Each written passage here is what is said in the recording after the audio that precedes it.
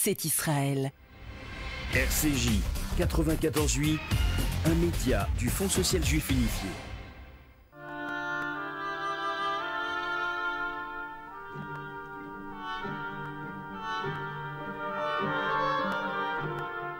L'esprit d'escalier, une émission d'Elisabeth Lévy avec Alain Finkielkraut, un partenariat RCJ Causeur.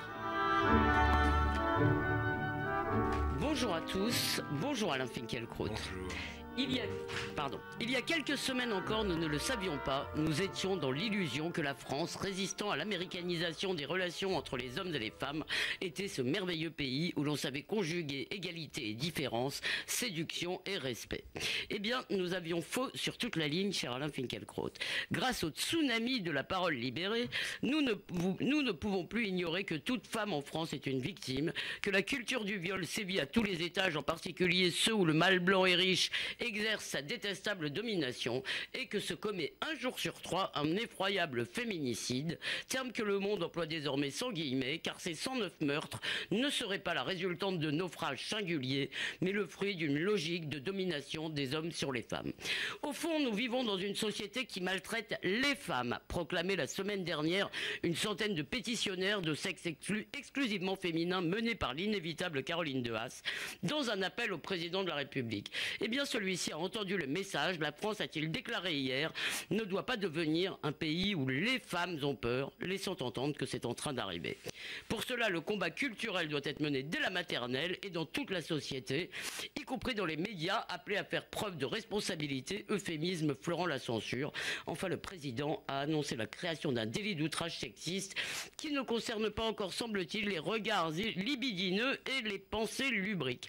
Ces multiples câlins sémantiques n'ont pas suffi aux associations victimaires, indignées qu'Emmanuel Macron ait prononcé le mot délation. Il faut croire, cher Alain Finkielkraut, que la révolution saluée par votre ami Edoui Plenel n'a pas encore... Pardon, non, je sais que ça n'est pas votre ami, n'a pas encore déployé tous ses effets. Et vous nous direz si elle risque demain de dégénérer en terreur. Mais pour commencer, nous allons revenir justement sur Edoui Plenel et sur la bataille Charlie-Mediapart, donc partie de la fameuse une, je rappelle vite, qui, disons, accusait Plenel de complicité avec Tarek Ramadan. Cette bataille est devenue largement une querelle Valls-Plenel et Alain Finkielkraut, alors que dans le fond, la surréaction d'Edoui Plenel, à qui vous ne l'envoyez pas dire dans le Figaro, disant Mediapart n'est pas un site d'information, c'est une secte fanatique, eh bien sa surréaction, me semble-t-il, l'avait passablement décrédibilisé. Et voilà que Manuel Valls, interrogé par Jean-Jacques Bourdin, prononce ces phrases qui, je dois dire, m'ont révolté. Il faut leur faire rendre gorge, il faut exclure Plenel du débat public. Alors je vous pose une question, faut-il faire du plénélisme contre Plenel ? Alors, je vais vous répondre, Elisabeth. Non. Oui, pour une fois, j'ai décidé de vous répondre. Mais je vais prendre mon temps. Vous dites que vous avez été révolté par les propos de Valls. Ces propos m'ont consterné, mais je ne partage pas votre révolte, et je vais dire pourquoi. En commençant par une référence ancienne. Une conférence prononcée en 1948 par André Malraux. Et cette conférence constitue aujourd'hui la postface des conquérants. André Malraux analyse les techniques discursives des staliniens. Dans l'ordre intellectuel, d'abord, déshonorer l'adversaire, rendre impossible la discussion. Attaquer surtout sur le plan moral. Ce qu'il faut pour ce mode de pensée, ce n'est pas que l'adversaire soit un adversaire, c'est qu'il soit ce qu'on appelait au XVIIIe siècle un scélérat. Le son unique de cette propagande est l'indignation. C'est d'ailleurs ce qu'elle a de plus fatigant. Ce système, écrit encore Malraux, qui repose sur le postulat fondamental que la fin justifie les moyens, est le système de propagande le plus opiniâtrement et le plus quotidiennement moral que nous ayons jamais vu. Il n'y a plus de stalinien. Le communisme est mort, mais comme il n'a pas été pensé jusqu'au bout, son système lui a survécu. Dans les années qui ont suivi la guerre, ce système s'épanouissait dans l'antifascisme. Comme l'a dit Furet, et j'ai souvent cité ce texte, les communistes n'ont jamais cessé de militer sous ce drapeau de préférence à tout autre, après 1945. Ils n'ont jamais voulu d'autres territoires politiques à leur action que cet espace à deux dimensions, ou plutôt à deux pôles, dont l'un est figuré par les fascistes, l'autre par eux-mêmes. Les staliniens donc ont été délégitimés dans les années 70 par le dévoilement de l'horreur totalitaire, mais avec l'irruption et l'installation sur la scène publique du Front National, l'antifascisme a repris des couleurs et la haine à nouveau a tué le débat, ou pour commencer de vous répondre, a exclu le débat du débat, si je puis dire.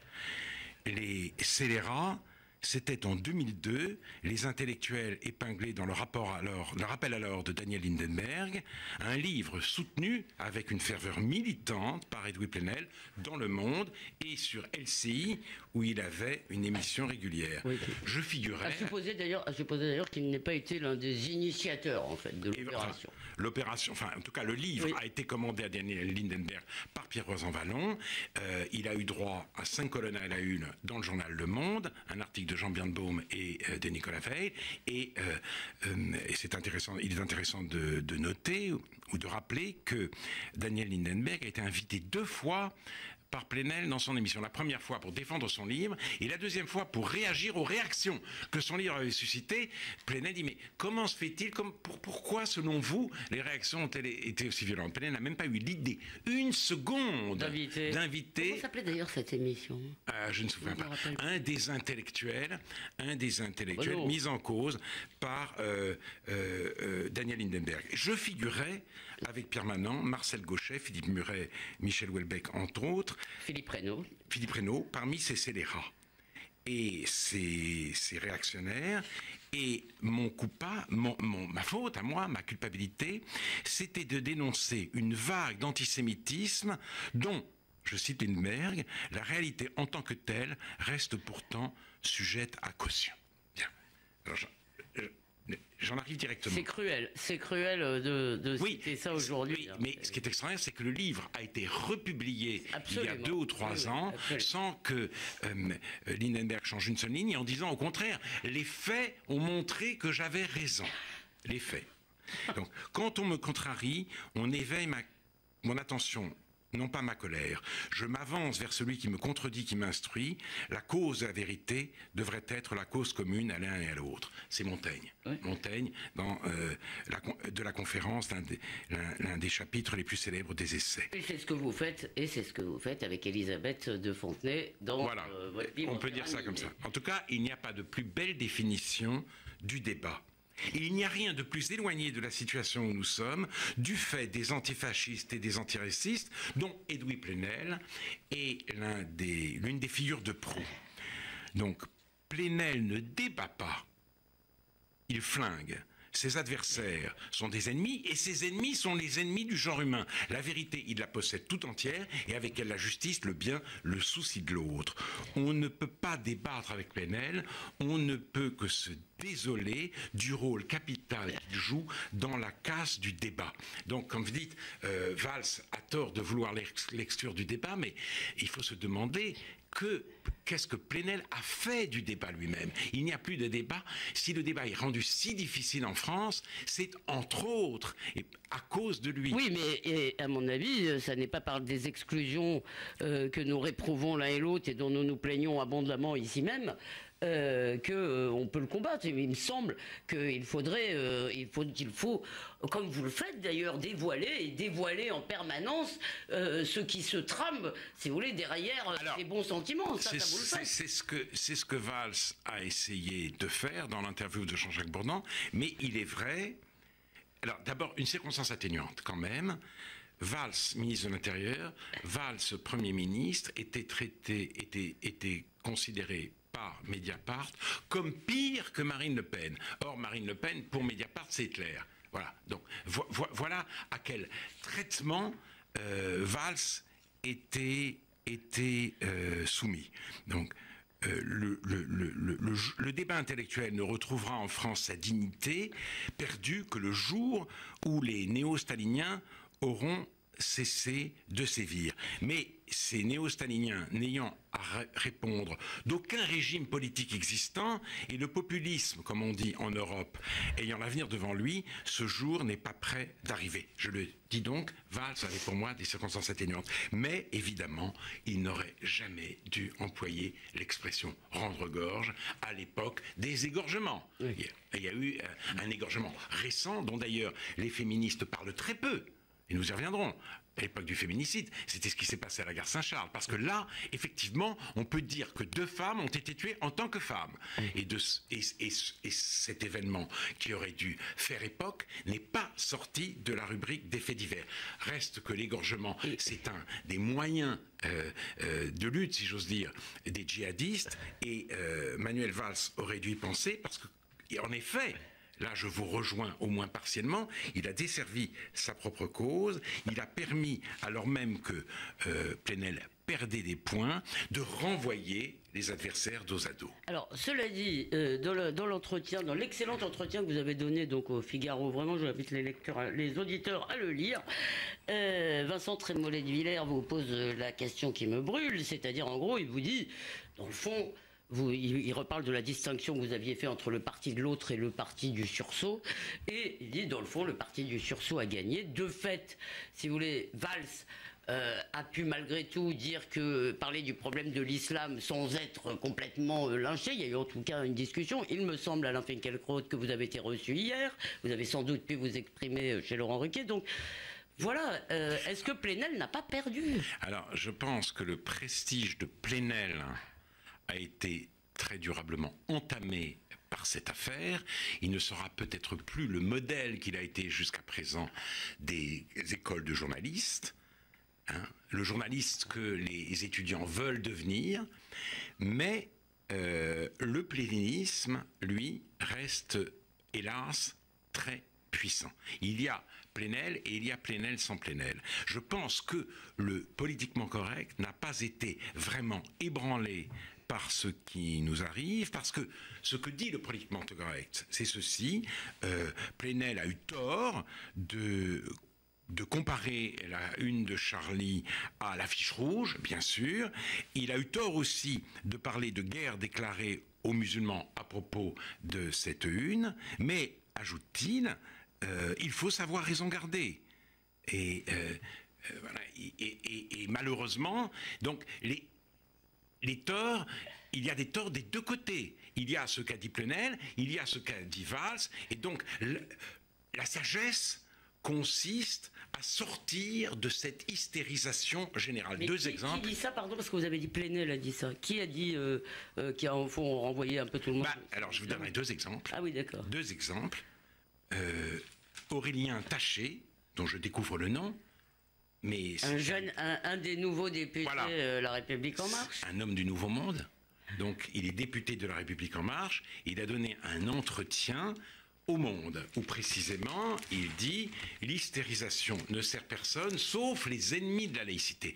Hystérisation des uns, hystérisation des autres. » Ce qui lui conduit à défendre le projet d'une société ouverte, à dire qu'il faut construire le commun à partir du pluriel et à dénoncer le danger de l'essentialisation de l'identité française.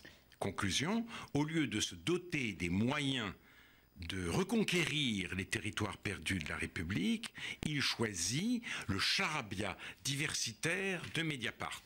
Donc, dans un premier temps, c'est ni Mediapart, le charabia diversitaire de Terra Nova, pardon. Le charabia diversitaire de Terra Nova. Donc, dans un premier temps, c'est ni Mediapart, ni Charlie, mais au bout du compte, on est beaucoup plus près de Mediapart que de Charlie.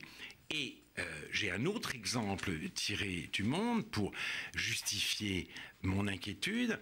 Ça, c'était dans le dossier ID d'il y a une dizaine de jours. Justement, une sorte de grand retour sur la querelle qui sidère nos voisins, une si française guerre des gauches. C'est très intéressant, une si française guerre des gauches. Parce que le monde, ce n'est pas la France. La France est un village. Le monde est au-dessus de ça. Le monde, c'est le monde. Le monde, c'est l'universel. C'est même le ciel, où on regarde en surplomb l'agitation des Français. Bon, alors, en guise de surplomb, on nous offre un entretien avec l'historien britannique Sudhir Hazarising, l'auteur... c'est le chouchou des médias français et du Point aussi, hein, voilà. de nos amis du Point. Il est professeur à Oxford, et Oxford continuait à faire impression. Il est vrai que Tariq Ramadan y enseigne encore. Donc non, il a été suspendu. Il a été suspendu, mais justement, dans le même dossier, on apprend que Tariq Ramadan reste un intellectuel respecté outre-Manche, notamment à cause de son enseignement à Oxford. Donc, il est professeur à Oxford, Sudhir Hazarising. Il a publié Ce pays qui aime les idées. Et ce n'est pas une étude, ce n'est même pas un essai, c'est un pamphlet extrêmement venimeux contre les essayistes français d'aujourd'hui qui trahissent, nouvelle trahison d'éclair. Qui sont-ils? Alors, je me pose la question, comme vous. Ils sont trop pessimistes, ils sont trop identitaires au goût de l'auteur, et ils poursuivent des idées fixes. Première idée fixe, la menace islamiste. La deuxième, c'est la montée de l'antisémitisme dans la France contemporaine. Et fantasme. Voilà, idée fixe, donc fantasme. Donc l'article dénonce les dérives dont Charlie, les dérives dans la violence verbale de Charlie. En revanche, pour Mediapart représente la gauche qui défend l'islam et qui a 3 bonnes raisons de le faire. On combat l'islamophobie, comme on défendrait toute communauté qui se sent stigmatisée.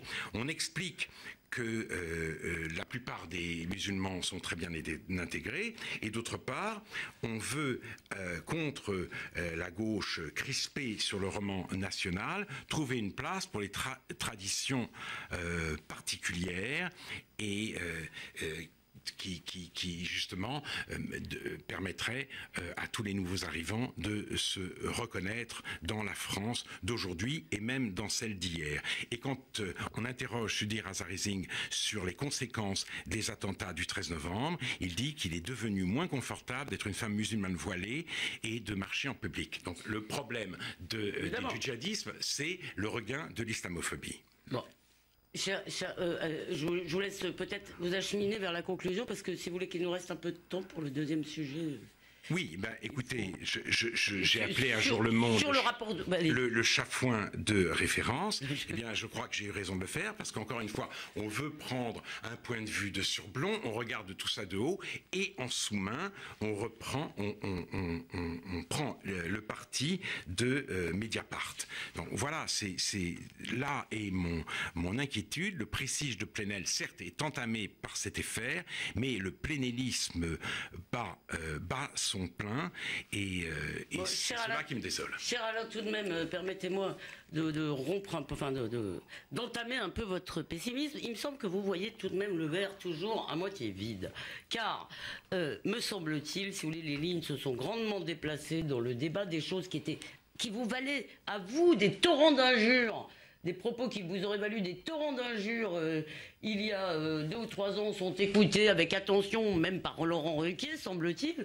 Donc, malgré tout, les choses ont bougé. Si vous voulez, le débat sur l'islam aujourd'hui n'est pas aussi dramatiquement plombé ou verrouillé qu'il y a 2 ou 3 ans. Mais écoutez, je vais vous laisser le dernier mot. Verre à moitié vide, verre à moitié plein. Écoutez, voilà, donnons toute la place qu'il mérite à votre relatif optimisme. À mon relatif optimisme, je vous remercie de le dire. Venons-en à la révolution de la parole libérée. Vous récusez le terme de révolution, peut-être parce que vous l'aimez encore, ce mot, Alain Finkielkraut. Mais est-ce que vous êtes sûr qu'il ne cache pas une vérité? Est-ce que nous ne sommes pas en train de vivre plutôt pour le pire, de mon point de vue, mais ça se discute bien sûr que pour le meilleur, une révolution qui va des rapports entre les hommes et les femmes? Je ne sais pas. Est-ce un phénomène temporaire? Est-ce que quelque chose de durable est en train de s'installer là-dessus? Je ne peux pas encore conclure. Mais je voudrais en revenir à la conférence donnée par Emmanuel Macron. Et d'abord à la minute de silence qu'il a voulu faire observer en l'honneur des femmes victimes de la violence de leurs conjoints. Le Monde, dans son édition datée de samedi, justement, commençait son article sur les violences sexuelles par ces mots: « Une femme meurt tous les 3 jours sous les coups de son conjoint ou de son ex-conjoint. » Qui oserait contester cette réalité atroce? Moi. moi, et je le ferai en me fondant sur les chiffres. Je ne nie pas que 126 femmes aient été tuées en 2016 par leur conjoint. Moi, j'ai trouvé dans Le Monde le chiffre de 109. Oui, eh ben, le monde se trompe. Moi, je suis allé voir du côté des statistiques du ministère de la Justice. Voilà. Le chiffre est encore plus fort que ce que dit Le Monde. Simplement, 9 de ces femmes seulement sont mortes sous les coups, c'est quand même une femme, de leur conjoint. Les autres ont été tuées par empoisonnement, par arme blanche ou par arme à feu. Alors qu'est-ce que ça change, me direz-vous? Ça change ceci, que l'image de la brutalité physique d'un homme resté proche de l'homme des cavernes est fausse. Premièrement. Donc, meurtre. C'est-à-dire, en gros, vous voulez dire qu'il s'agit de ce qu'on appelle des crimes passionnels, et la journaliste du Monde, je veux dire, voit dans cette appellation une tentative de noyer le poisson. Alors, mais c'est ça que vous voulez dire, en fait. Non, je dis simplement la phrase « une femme meurt tous les 3 jours sous les coups de son conjoint », sous les coups, est factuellement fausse. Et puis, il y a un autre chiffre. Alors là, que plus personne ne rapporte, 34 hommes ont été en 2016 tués par leur compagne. Et pour eux, il n'y aura jamais de minute de silence. Ils n'ont pas de place dans le tableau. Alors certes, le chiffre n'est pas le même. 34, 126. Mais ça fait 34 quand même. Et puis, puis-je me permettre de dire, c'est horrible, 126 et 34. Mais de la même façon, si vous voulez, qu'il y a des meurtres, on ne dit pas que notre société ne respecte pas la vie humaine. Bien sûr. Il y a effectivement des meurtres de femmes, un nombre qui n'est quand même pas non plus, ce ne sont pas des milliers, ce ne sont pas, heureusement. Et on nous dit que notre société ne respecte pas les femmes. Bien sûr, vous avez raison. Mais alors, donc, en tout cas, ces hommes-là n'ont pas leur place dans le tableau. Car si il y a violence, elle ne peut venir que des hommes. Les femmes sont les éternelles victimes d'une guerre qui leur est faite depuis la préhistoire. Et le temps s'approche où, sous prétexte de traquer les stéréotypes, on purgera notre patrimoine littéraire et cinématographique des œuvres qui démentent cette image d'Épinal. Qui osera faire étudier Médée? Qui osera, dans je ne sais quel ciné-club, programmer l'Ange bleu? Personne. Et Le Monde, donc, Le Monde, comme vous l'avez dit, parle de féminicide pour bien montrer que ces meurtres ne doivent pas être, visent les femmes en tant que femmes, et ne doivent pas être comptabilisés parmi les drames familiaux. C'est faire l'impasse sur un autre chiffre. Oui, mais, contrairement à ce qu'on dit, j'adore les chiffres. En 2016, sur 126 femmes tuées, 44 des auteurs de crime se sont donné la mort. 44. Et donc sur les 139. Oui, 126 femmes tuées, 44 des auteurs de crimes se sont donné la mort. Donc les amateurs de chiffres ignorent superbement les chiffres qui leur rappellent le tragique de la condition humaine. Et ce que révèle ce grand emballement auquel nous assistons, ce n'est pas un progrès décisif de la conscience ou de l'humanité vers l'égalité, c'est une rechute que j'espère provisoire au stade pré-tragique de l'humanité. Et si vous voulez, on essaye de nous dire que les femmes sont l'objet en tant que telles d'une violence inouïe. Féminicide, évidemment, c'est en écho à génocide. Et à homicide, en l'occurrence. Oui, mais en fait, non, féminicide, ça veut bien... C'est une espèce de génocide. C'est-à-dire que c'est comme si, si vous voulez, nos sociétés Oui. Où les femmes n'ont jamais été aussi libres que dans nos sociétés, et on nous dit dans un premier temps que ce qui règne, c'est la culture du viol, voire la culture du meurtre. Il y a quand même une chose que je retiens dans les préconisations de Macron, parce que je ne pense pas que la situation soit idyllique.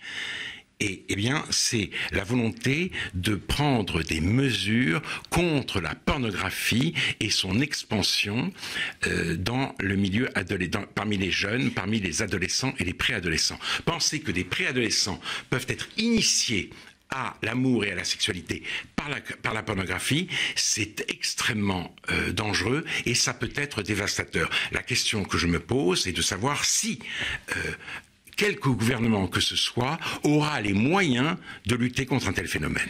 Oui, cher Alain, la frustration fait partie des plaisirs qu'on ne nous compte pas.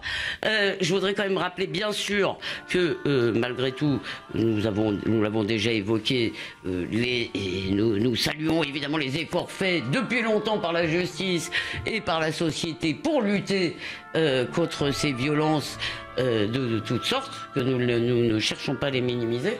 Mais non, bien sûr, c'est ce que je dis. Voilà. Et non seulement je ne cherche pas à les minimiser, mais je dis qu'elles risquent, si vous voulez, de se perpétuer si précisément on laisse la pornographie se déployer et tenir lieu d'éducation sexuelle. Alors plutôt que de traquer les stéréotypes dans les grandes œuvres littéraires, eh bien c'est le bon combat. C'est le bon combat. Voilà. D'accord. Alors, eh bien, je voulais vous demander évidemment si l'idée de noyer, que tout ça a été pour noyer le poisson de l'islam, devait être développée. Mais je voulais aussi vous demander s'il fallait avoir peur du monde qui vient.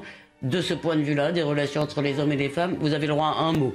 Non, je ne crois pas qu'on puisse avoir peur du monde qui vient, mais j'ai peur de la régression intellectuelle dont cet emballement témoigne.